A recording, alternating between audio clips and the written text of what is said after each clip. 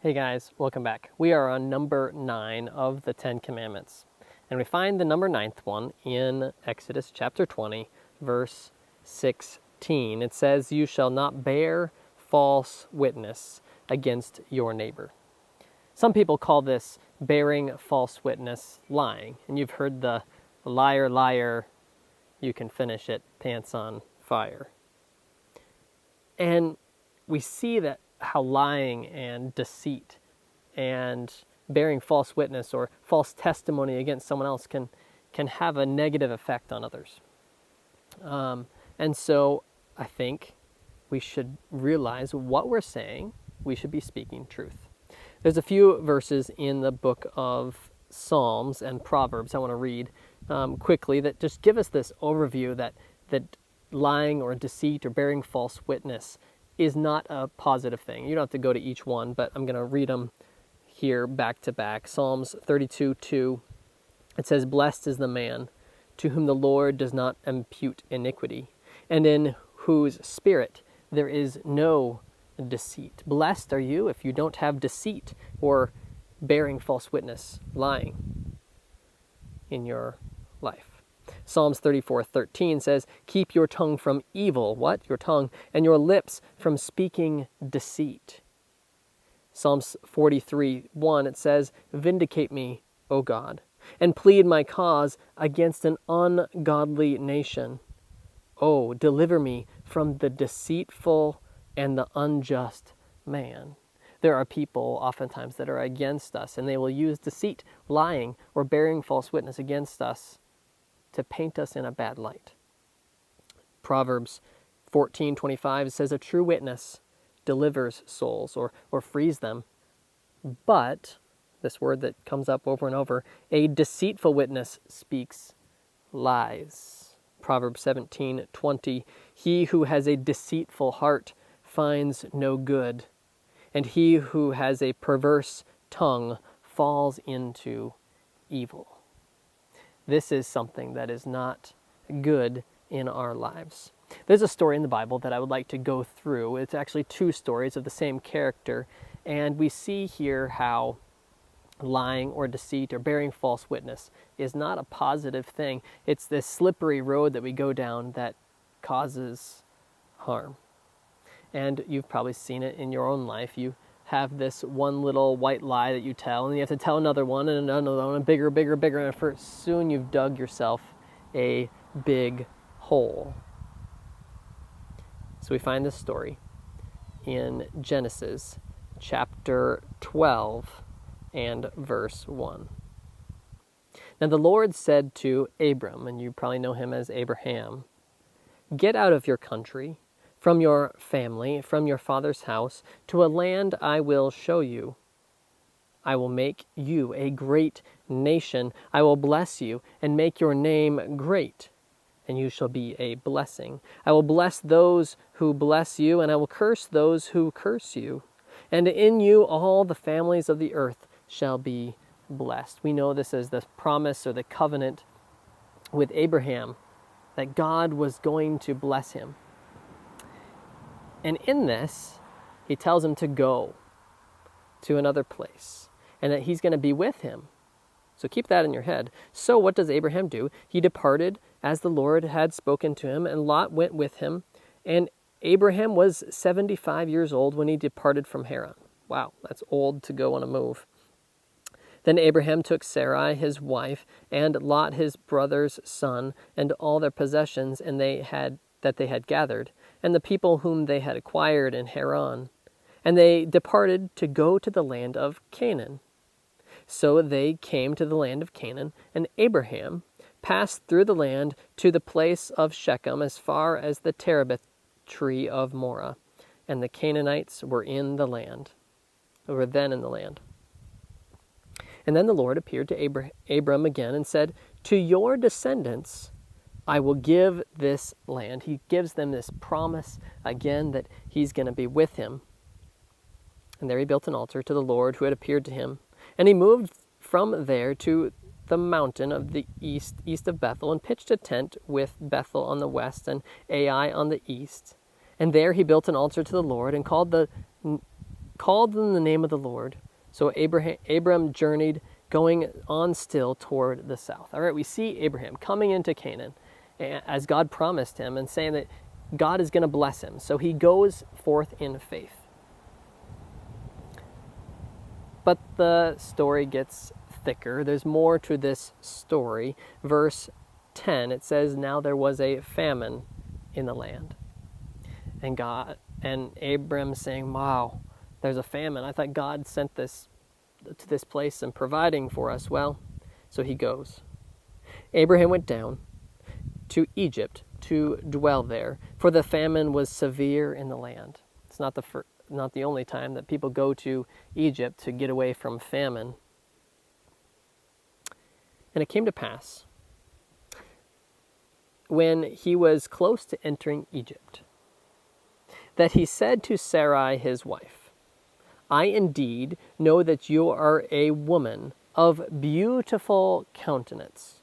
Remember, she's like, 60, 70, 80 years old at this point.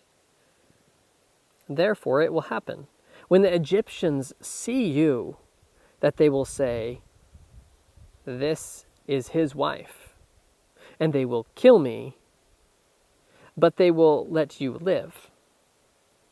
And so he's realizing, oh no, there's going to be a problem. I come to Egypt and they're going to kill me and take my wife because she is beautiful. And so he concocts this plan. He says, please say, you are my sister, that it may be well with me for your sake, that I may live because of you. Now, he paints this in an interesting picture. He says, that I may live for your sake. Now, who is he really wanting to live? He's wanting himself to live. Is that for her sake? I don't think so. It's for his sake. And so he says, you're my sister. You're no longer my wife. You're my sister. And they came up with this plan. And I don't understand how this is going to end well, but he thinks this is a plan to save his hide. So it was, when Abram came into Egypt, that all the Egyptians saw the woman, and she was very beautiful. The princes of Pharaoh also saw her and commended her to Pharaoh. And the woman was taken to Pharaoh's house. He treated Abram well for her sake. Wow, she's beautiful. She's your sister. I'm going to treat you well. He had sheep, oxen, male donkeys, female donkeys, male servants and female servants, and camels. He was given these gifts and things. And then something happened. Verse 17, there starts with that word there that changes this whole story. It says, but the Lord plagued Pharaoh and his house with great plagues because of Sarai, Abram's wife. Something happened. I don't know exactly what happened, but there seemed to be some plague there in Egypt because of this situation. Abram thought that he knew better. He thought that he needed to depend upon his own wisdom, and so tells a lie. Or we'll find out later, a half lie. But who's affected by this? Pharaoh and his house. His whole house is affected. Some plague comes upon them because of this lie. Now you remember, God had promised, right? God had promised that wherever he went, that he was going to bless him. He was going to bless those who bless you and curse those who curse you. So he could have taken that promise and gone to Egypt, and they could have seen his wife, and he could have said, that's my wife, and they tried to do something negative towards them, and God would have taken care of it, but he did not trust God with the result. And so now, who is affected by this? Pharaoh is. And Pharaoh, verse 18, called Abraham and said, what is this you have done to me? Why did you not tell me she was your wife? Why did you say she is my sister? And then he says, I might have taken her as my wife. Pharaoh realizes there's something going on here. He realizes there's a deception, a way to save face or self-preservation. But it didn't turn out the way Abram wanted. Now therefore, here is your wife. Take her and go your way, he says. So Pharaoh commanded his men concerning him, and they sent him away with his wife and all that he had. Remember, Abram was there seeking food because there was a famine, and now he was sent away because of this lie.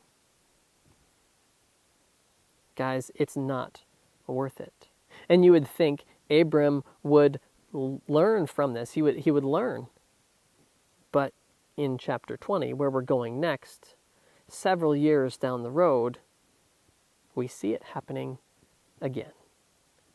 Genesis chapter 20. Genesis chapter 20 and verse 1.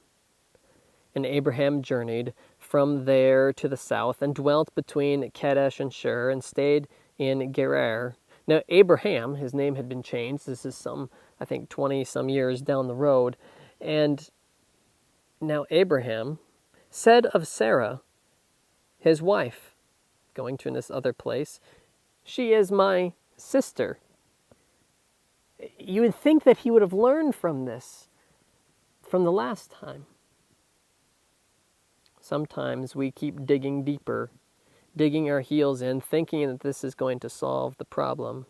She is my sister, and Elimelech, king of Gerar, sent and took Sarah. Says, wow, okay, she looks beautiful, she's going to be mine, part of my kingdom, maybe this is a political gift. But he didn't remember that God has said, I'm going to bless those who bless you and curse those who curse you. I'm going to protect you, so stay honest. And then something happened. Verse 3, this word here, but. This word, but, it changes everything. But God came to Abimelech in a dream by night and said to him, indeed, you are a dead man because of the woman whom you have taken, for she is a man's wife. Did you catch that? God comes to this king of this city, a mayor maybe of some sort, I think. Elimelech is this name of a person that is a leader there. God comes to him. Doesn't come to Abraham and say, hey, you need to fix this. He comes to this king and he says, she's not yours to take. But Elimelech had not come near her. And he said, Lord, he's having a dialogue with God, Lord, you will slay a righteous nation also?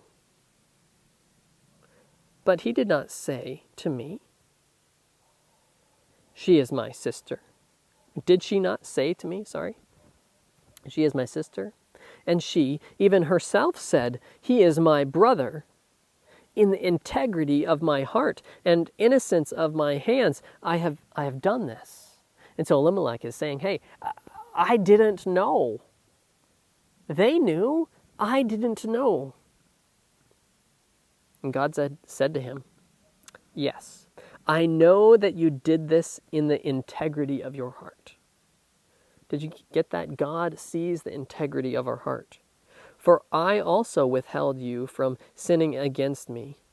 Therefore, I did not let you touch her. Maybe he caused his chariot to break down or something along the way, but he wasn't able to touch her. Now therefore, God says, restore the man's wife, for he is a prophet, and he will pray for you, and you shall live. But if you do not restore her, know that you will surely die, you and all who are yours, your kingdom, your city, everyone that's around you, there's going to be a consequence. And so Abimelech had this choice. Well, what do I do here? He realizes that he has been in the right. He didn't do anything wrong. There was deceit somewhere else, but yet he's the one making restitution. He's making things right. So Abimelech rose early in the morning, called his servants, and told all these things in their hearing. It wasn't just this private thing. And the men were very much afraid. And Abimelech called Abraham and said to him, same kind of thing that Pharaoh did. What have you done to us? How have I offended you, that you have brought on me and on my kingdom a great sin? Do you realize this? This is the man of God, Abraham, is supposed to be the chosen one, this one that's going to bring forth this great nation, and he's bringing sin on a whole nation.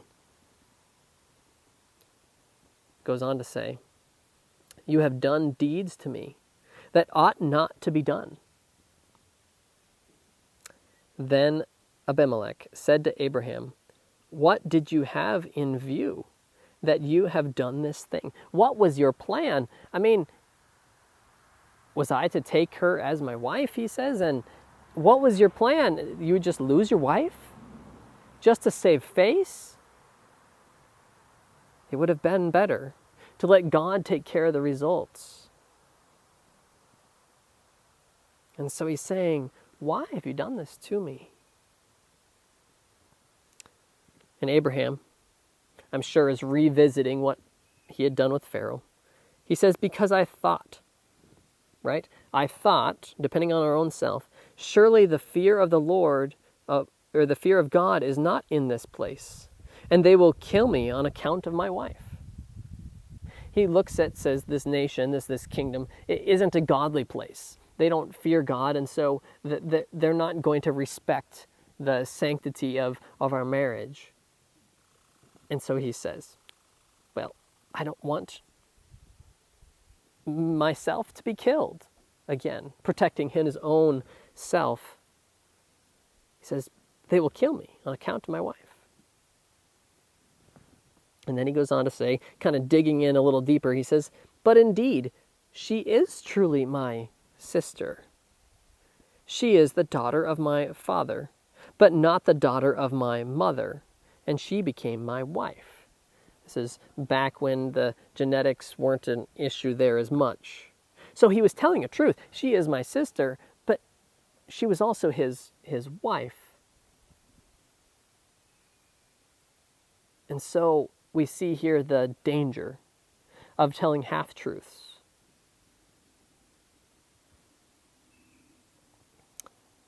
Goes on to say, verse 13, and it came to pass, when God caused me to wander, right, from my father's house, that I said to her, this is your kindness that you should do for me. In every place, wherever we go, say of me, he is my brother.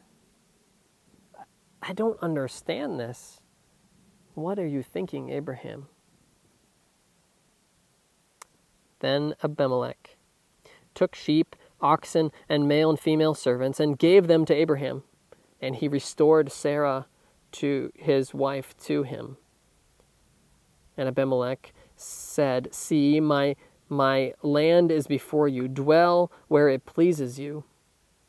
Then to Sarah he said, behold, I have given your brother 1,000 pieces of silver. Notice that he says your brother, not your husband. I'm sure this is tongue-in-cheek or just a little bit of like, see here. Behold, I've given your brother 1,000 pieces of silver. Indeed, this vindicates you before all who are with you and before everybody. Thus she was rebuked. She could have said something, should have said something, but doesn't. So Abraham prayed to God, and God healed Abimelech, his wife, and his female servants. Notice this. Then they bore children, for the Lord had closed up all the wombs of the house of Abimelech because of Sarah, Abraham's wife. This wasn't in the earlier part of the story, but it sounded like God had closed all the wombs up. So there's a bit of time here taking place, that there's a realization that Abraham, or Sarah, was Abraham's wife. This plague, it wasn't a plague, so to speak, but a cause and effect. And I think from these two stories, we have to realize that deceit or lying or even telling half-truths affect other people too. It leads them in a path of sin. And because we choose to save our own hide, or we think to save our own hide, we think that we should use deceit or lying or bearing false witness or damaging the character of someone else. Isn't this what it led to? Damaging the character of Pharaoh and of Abimelech. Put them in a sticky situation, something that they didn't want. They would have respected the marriage that they had, but Abraham didn't trust. Didn't trust that God would take care of it. There's a couple more passages I want to look at, and they deal with this and how this enters into the character and love of God. So John chapter 8, if you guys want to go there, John chapter 8, verse 42, it says this, John chapter 8, verse 42, Jesus said to them, "If God were your Father, you would love me, for I proceeded forth and came from God, nor have I come of myself, but he sent me. Why do you not understand my speech? Because you are not able to listen to my word." All right, so he's telling these people here, hey, why don't you understand what I'm saying? Why aren't you listening? Why aren't you believing what I'm saying? I came from God. And then he says, you, verse 44, you are of your father, some strong words here, your father, the devil. And the desires of your father you want to do. He was a murderer from the beginning and does not stand in the truth, because there is no truth in him. What is the opposite of truth? Well, it goes on to say, when he speaks a lie, he speaks from his own resources, for he is a liar and the father of it. So this deceit or lying or bearing false witness, where does it come from?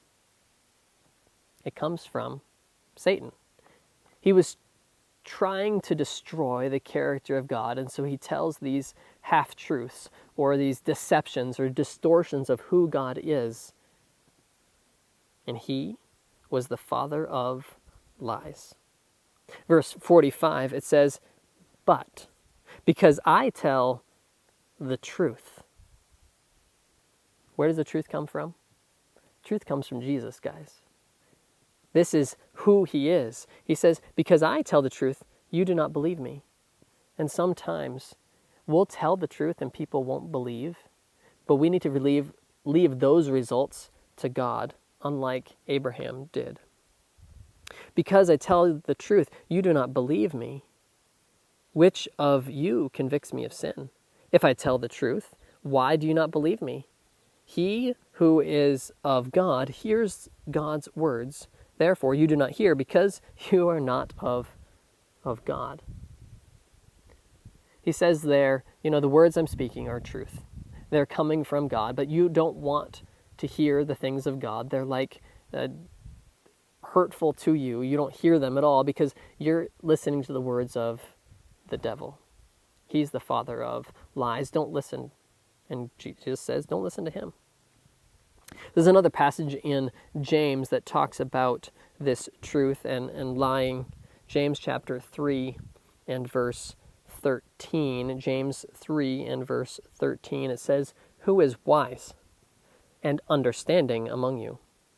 Let him show by good conduct that his works are done in meekness of wisdom." If you're wise, show it, he says. And then there's this word. I love this word. It keeps coming up over and over. Verse 14. But if you have have bitter envy and self-seeking in your hearts. Do not boast and lie against the truth. All right, so it seems like this bitterness, self-seeking is tied or paired with lying. Isn't this what Abram wanted? He was trying to save his own hide, save his own face, and so he lies.